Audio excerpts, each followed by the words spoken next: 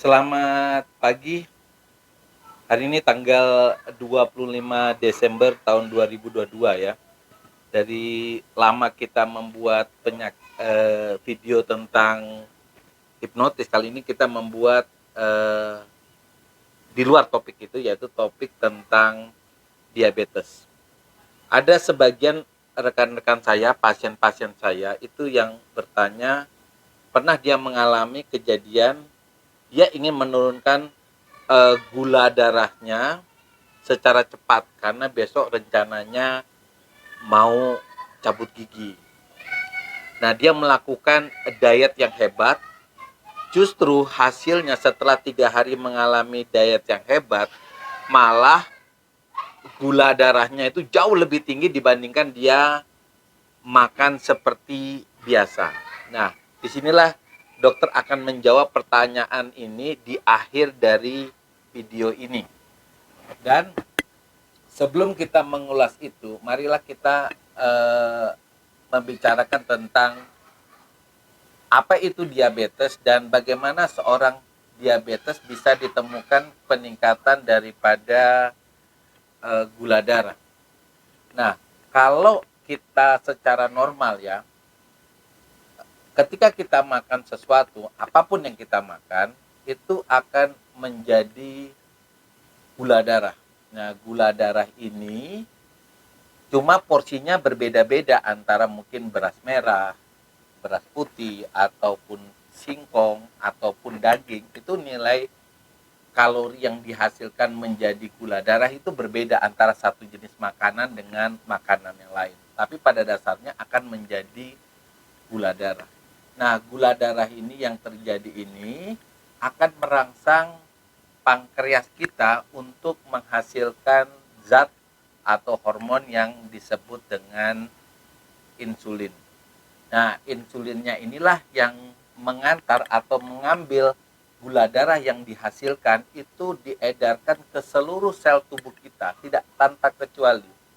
Dari kepala ya, di kepala itu ada kulit kepala, ada otak, ada mata, ada lidah, kemudian ada jantung juga di dada kita, ada paru-paru, ada di perut kita ada ginjal, dan bahkan sampai kaki dan ujung-ujung kuku kita. Semuanya membutuhkan gula darah. Ketika dia sampai di situ dengan bantuan insulin, gula darah itu digunakan untuk energi atau metabolisme daripada sel yang membutuhkannya. Nah, bayangkan saja kalau insulinnya itu berkurang atau tidak ada sama sekali. Nah, pada diabetes, masalahnya bukan di makanan, ternyata masalahnya itu ada di organ yang disebut pankreas. Pankreas pada diabetes itu mengalami kerusakan sehingga berakibat apa? Dia tidak mampu memproduksi insulin atau produksinya pun kalau ada sangat terbatas. Ketika seorang penderita diabetes dia memakan sesuatu dan makanan itu sama seperti orang non diabetes, dia akan menghasilkan gula darah. Tapi karena keterbatasan daripada insulin, maka gula darah yang diedarkan ke seluruh tubuh, ke sel-selnya itu juga berkurang. Akibatnya apa?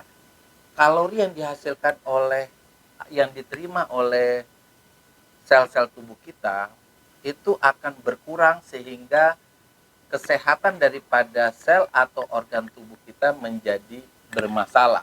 Makanya kadang-kadang kita bisa menemukan seorang penderita diabetes itu beberapa tahun kemudian itu mengalami masalah ya, misalnya seorang pasien diabetes itu mengalami stroke gitu ya. Itu karena otaknya mendapatkan kalori yang sedikit dari hari ke hari sampai tahunan. Kemudian matanya bisa mengalami kebutaan atau pandangannya paling tidak kabur. Kemudian kulitnya itu bisa mengalami gatal-gatal karena kekurangan kalori sehingga jamur mudah tumbuh pada tubuhnya dan jamur itu tidak bisa dihilangkan oleh tubuh karena apa? Karena kulit juga mengalami kelemahan. Begitu juga dengan hati, ginjal, paru-paru, jantung, dan saraf-saraf kaki. Sehingga banyak sekali penderita diabetes datang ke rumah sakit karena keluhan dari saraf kakinya, dari kebas, dari nyeri, bahkan bisa mati rasa. Tidak sedikit juga kan teman-teman yang diabetes mengalami luka di kakinya. Luka di kaki itu sebabkan apa? Karena aliran darah ke kaki itu jelek. Karena apa? Karena pembuluh darahnya mendapatkan kalori yang sedikit karena diabetesnya. Nah, disinilah prinsip daripada pengobatan diabetes. Jadi pengobatan itu adalah prinsipnya bagaimana kita memperbaiki dua hal. Yang satu, produksi daripada insulinnya. Jadi produksi insulinnya itu harus bisa mencukupi kebutuhan insulin dalam tubuh manusia. Yang kedua adalah memperbaiki reseptor insulin. Nah, dua-duanya ini harus dilakukan. Makanya kadang-kadang pada penderita diabetes itu ada dua obat yang dilakukan. Itu biasanya pasien memakai insulin, juga memakai metformin.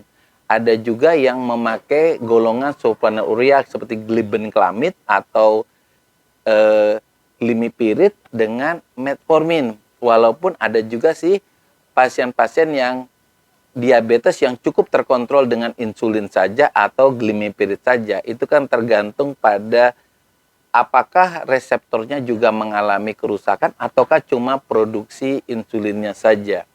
Nah, teman-teman yang memakai obat-obat gula, disinilah patofisiologinya. Ketika rekan-rekan diabetes misalnya memakan makanan, anggap aja lah karbohidrat seperti nasi atau beras merah. Dan makanan itu masuk ke dalam tubuh kita, diolah, lalu dihasilkan gula darah. Nah, gula darahnya itu akan diambil oleh insulin. Insulin diambil, kemudian diedarkan ke seluruh tubuh, masuk ke dalam sel otak, jantung, paru-paru, ginjal, dan semuanya. Bayangkan kalau insulinnya sedikit, maka sel tubuhnya juga akan mendapatkan kalori yang sedikit. Tetapi kalau rekan-rekan misalnya minum obat, nah obat itu kan ada yang bekerja merangsang pankreas untuk menghasilkan insulin yang cukup banyak untuk memenuhi kebutuhan insulin yang kurang. Nah, kalau dengan misalnya tablet tidak bisa atau tidak bisa memenuhi kebutuhan, maka perlu substitusi insulin yang didapat dari luar. Kan pernah rekan-rekan misalnya insulinnya disuntik. Nah, disuntik itu tujuannya apa? Untuk memenuhi kebutuhan insulin dalam tubuh kita. Jadi prinsipnya itu substitusi. Jadi rekan-rekan yang harus menggunakan insulin itu biasanya kan ketika keadaan tertentu, misalnya diabetes dengan komplikasi atau dengan menggunakan obat tablet tetapi tidak mempan. Nah, boleh disimpulkan begini ya. Jadi kalau rekan-rekan misalnya menggunakan pengobatan lalu berobat dengan obat ya tablet lah, obat yang cukup banyak begitu, tetapi kalau hasil gula darahnya tidak baik, misalnya lah gula darah puasanya bisa mencapai 200, HbA1c-nya masih tinggi sekali, itu artinya manajemen daripada pengobatan gulanya harus diubah. Karena apa? Obat gula itu tidak ada yang super baik atau baik, semuanya sama saja. Makanya itu perorangan. Kita tidak bisa membandingkan diri kita yang mungkin memakai tablet, orang lain memakai insulin, atau kita harus memakai insulin, orang lain tablet. Itu bukan karena masing-masing orang tingkat kerusakan pankreasnya berbeda. Jadi kita tidak bisa membandingkan. Tetapi pada dasarnya obat apapun yang dipakai itu harus menghasilkan hasil yang baik. Terutama gula darah puasanya harus bisa mencapai target, yaitu gula darah 100 untuk puasa ya. Puasa itu maksudnya kita tidak makan dari jam 10 malam sampai jam 7 pagi, lalu kita cek gula darah kita sebelum makan. Nah, itu disebut dengan gula darah puasa. Biasanya untuk tolak ukur apakah obat yang kita minum atau ya insulin yang kita pakai dosisnya sudah tepat atau tidak. Nah, boleh disimpulkan seperti ini. Perbedaan orang diabetes dengan orang yang bukan diabetes itu bukan terletak di makannya. Jadi orang diabetes itu makannya boleh seperti pada orang yang tidak diabetes. Boleh makan nasi putih, boleh. Boleh makan roti juga boleh. Nah, tetapi pengobatannya yang harus luar biasa. Nah, pengobatan luar biasa itu bukan pengobatan yang berlebihan loh ya, tapi pengobatan yang bisa dibuktikan dengan hasil gula darah puasanya bisa mencapai nilai 100, kalau perlu 100 ke bawah, tapi bukan gula darah yang sangat rendah ya. Kemudian di 3 bulan kemudian bisa melakukan pemeriksaan HbA1c yang di mana nilainya bisa mencapai nilai 7. Artinya kalau kita bisa mencapai nilai 7, resikonya itu resiko penyakit jantung, risiko kena stroke itu menjadi sangat berkurang. Dan rekan-rekan, untuk di akhir video ini, saya akan menjawab kenapa pada teman saya yang ketika dia menjalankan diet yang sangat ketat dengan harapan gula darahnya turun, kemudian dia bisa cabut gigi. Nah, tubuh kita itu sebenarnya punya mekanisme sendiri. Ketika dia berhenti makan sama sekali, ya, anggap aja berhenti makan karbohidrat ya, sekian lama, maka tubuhnya itu menangkapnya sebagai peristiwa kelaparan. Ya.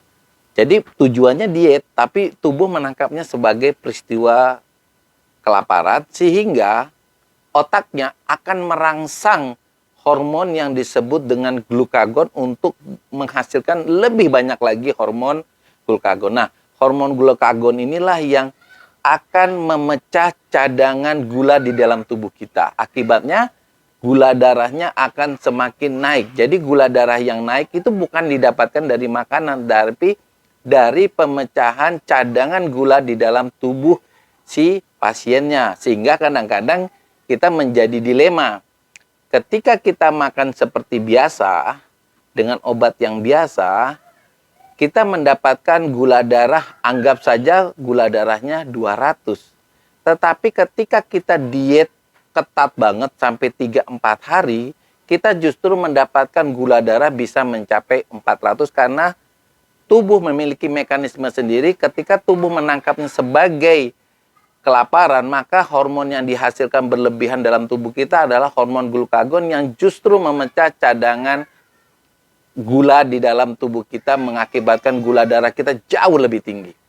Nah, rekan-rekan, jika ingin berkonsultasi ya, mungkin rekan-rekan bisa berkonsultasi ke dokter yang bisa menangani penyakit diabetes. Kan selama ini banyak sih rekan-rekan kita yang menjalani pengobatan diabetes itu keliru di manajemennya. Terutama ada yang beranggapan bahwa sakit gula itu kalau kita pakai obat kimia, itu artinya lama-lama ginjal kita rusak. Kemudian yang kedua, jangan pakai insulin. Nanti katanya kalau pakai insulin cepat mati. Ada yang ketiga, pokoknya makan jangan ada gulanya lah supaya gula darah kita tidak naik. Nah, itulah rekan-rekan harus berkonsultasi dengan dokter yang ahlinya atau siapapun yang merasa di ahlinya supaya ketika mindset kita itu berubah tentang sakit gula, mudah-mudahanlah penanganan diabetesnya jauh lebih bagus supaya komplikasi diabetesnya itu bisa dicegah. Selamat siang.